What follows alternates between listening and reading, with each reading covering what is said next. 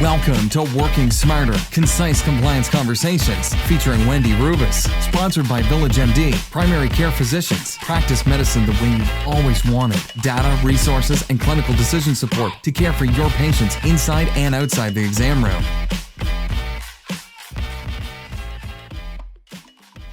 Hi, welcome to Working Smarter. I'm Wendy Rubis, General Counsel of VillageMD. Today we're talking about post-acute care, and I'm so thrilled to be joined by Andrea Osborne. Andrea is Vice President of Post-Acute Care at VillageMD. Such an expert. Andrea, how are you? Good, thank you. Thanks so much for joining us. It's so great to have you here.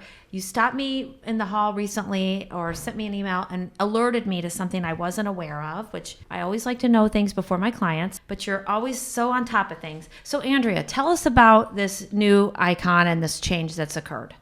So on October 23rd, CMS updated the Nursing Home Compare website that can be found at medicare.gov to include a red circle with a stop hand in it to indicate abuse has happened at that facility. It's known as the abuse icon. And I think what you shared is if you want to look at this, you can go to the website. And did you say the actual survey's available? That never used to be. You used to have to wait. So I think that's another, at least since I was working in this a lot, another change. Yeah, so if you go to medicare.gov and then to Nursing Home Compare, you can look at every facility that is licensed in the United States, and you can actually click on their surveys that have happened over the past 3 years. And Yes. you can read every detail And are they of pretty that survey. up to date, or is there a lag? There is a lag. It takes about 60 days Okay, for well, that's pretty quick. once it's completed for it to get on the website. And I always tell people, you can learn a lot from reading that survey. You can, and it will help you get a lot of questions that you may want to probe with Yeah. when you're touring a facility for a potential parent. Yes. So let's talk just a second about what the icon means, and then I want you to tell us about another icon that someone might encounter. This icon in particular, tell us what this means. Yeah, so this icon will definitely grab your eye. It is big and red stop Red. sign. It's like makes a sound almost like, oh, so alert. The icon can mean two things. One, that abuse at a G tag or greater has occurred in the last year. And what a G tag means is that the severity means Yeah. that actual harm did occur to a patient. So people that aren't familiar with SNFs may not know, but when they get surveyed, the tags have a letter, then basically it goes all the way to IJ being the worst, but the later in the alphabet, the letter, the more serious, basically. Yes, Yeah. yes. Okay. And so the other way to get this red stop sign is if you've had a D tag or greater related to abuse each of the last 2 years. And the D tag means that there was potential for harm to a Right. patient. Okay. So we would say they're looking at a pattern of conditions Correct. versus you had a serious incident. Now, another thing that you've shared with me this morning is when you're going to this website, you may encounter this other icon that kind of looks like a construction symbol. And for our listeners, you can click on our show notes and we'll give you some more information and some links to these. Or if you're watching along our video, you can see them. But this construction-ish looking one, which I wasn't aware of, let's talk about what that means as compared to the abuse. Yeah, so the other icon is called Special Focus Facility, or SFF. Which basically means major hot water. Yeah, it means that they have received so many deficiencies that they are now in the bottom 2% Yeah. and have received the most deficiency. And they now will be surveyed every 6 months. Wow. Yeah. And Which, have by the way, is a big deal for these facilities. It is, and they'll have a pretty consistent pattern of visits by the State Department of Health. Yeah. Now, one of the things that we know is that there is some inconsistency with surveyors and things, and CMS, we're going to talk about that in a minute, they are working on that. But if you have a SFF, it's a pretty good bet, I would think,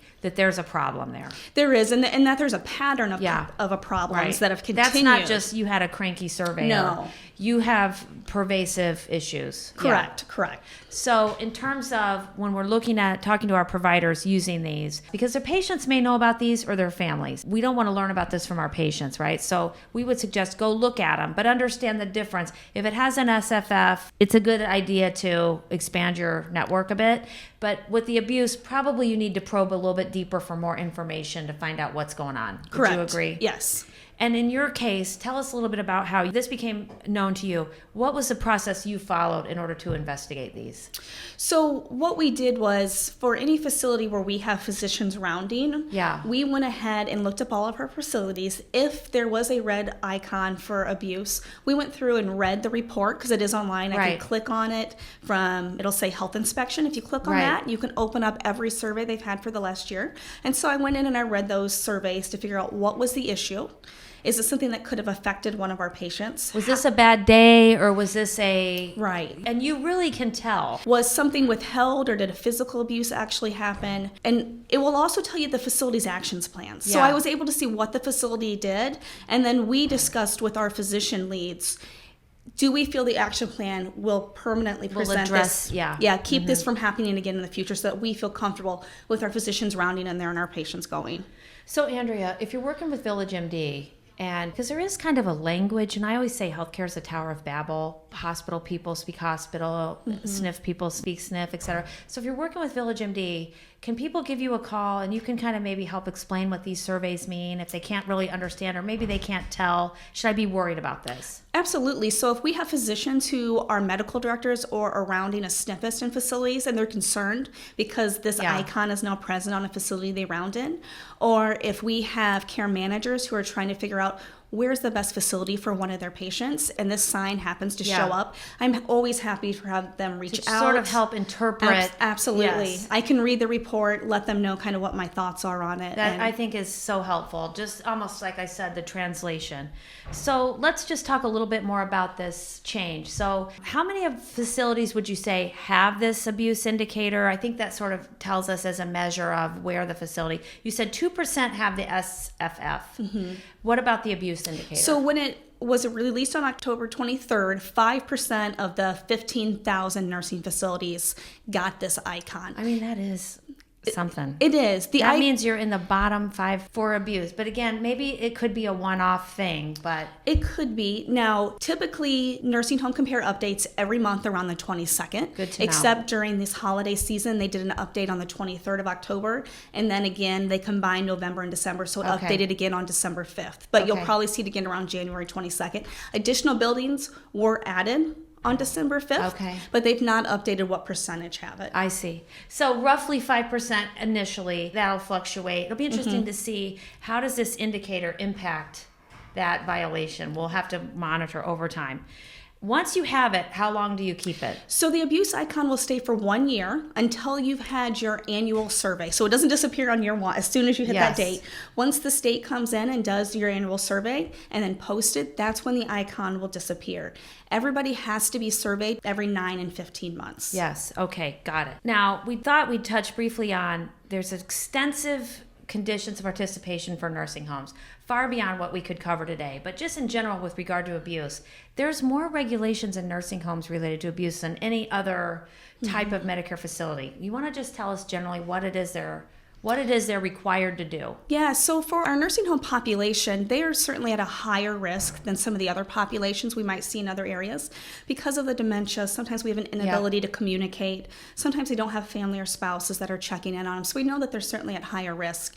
And a nursing facility is required to protect all those patients from physical, mental, or sexual abuse, as well as ensuring that they're not neglected or anything is kept from them as well, such as food or medicine, the ability to have some self-determination and self-independence. Every nursing facility will have an entire abuse policy, and every employee must be trained on at least a yearly basis on that. And I think the reporting requirements for nursing homes are unique. They have to report in such detail. The work I did with nursing homes, they actually have to take statements and things and report the statements. I mean, it's very onerous as compared to what happens in a hospital, but that's one of the unique things. So whenever they do have a report, that has to be reported. And it has to be reported immediately is what it states. So typically 24 hours would be the absolute most whether that it should or not take it's to like report. Substantiated. That's right. It's not, if there's an allegation, you're required to report it to your state Department of Health. If it broke a law, you're also required to report it to the local police. Right, which isn't true. In most environments, you are able to determine, is this substantiated? Is this a credible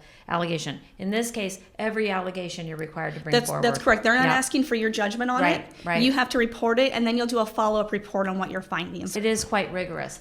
Now, for those of us that have physicians who are medical directors, or did you call it a sniffist? A sniffist. That's a new term. It does sound like a cold a little bit. Okay, I'm just saying. And this is a common question of medical directors. What am I exposed, and what should I be doing? In my experience, many times the surveyors will want to talk to the medical directors, but let's assume for whatever reason they weren't there when it happened or they're not aware of it. What would you recommend?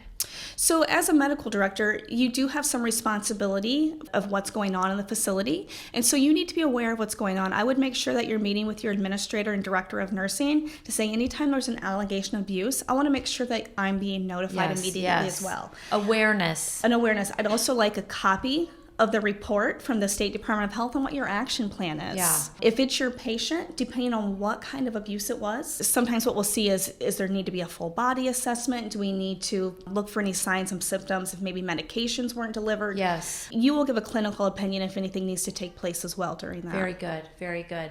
Also, of course, these facilities, like all facilities, should have a quality committee with stated goals and things. The medical director, we always say, the physician should be leading and be an integral part of that. And so we would just always recommend that as well. Yes, you need to be involved in the meetings and not just getting minutes afterwards. Yes. So we always like to leave our listeners with key takeaways. Andrea, thank you so much for making us aware of this important thing. Our goal is that we don't have providers who are learning about this from their patients or families, who are sending patients out to facilities not knowing. So the main takeaway is check out your providers, the nursing homes that you refer patients to.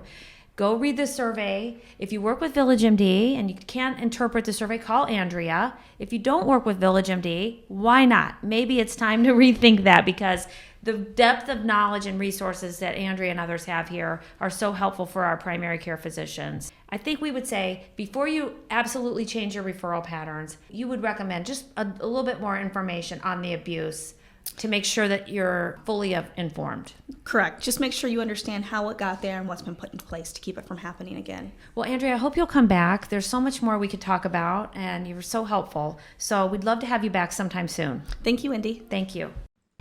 Thank you to our sponsor, VillageMD. We hope you will join us for future concise compliance conversations.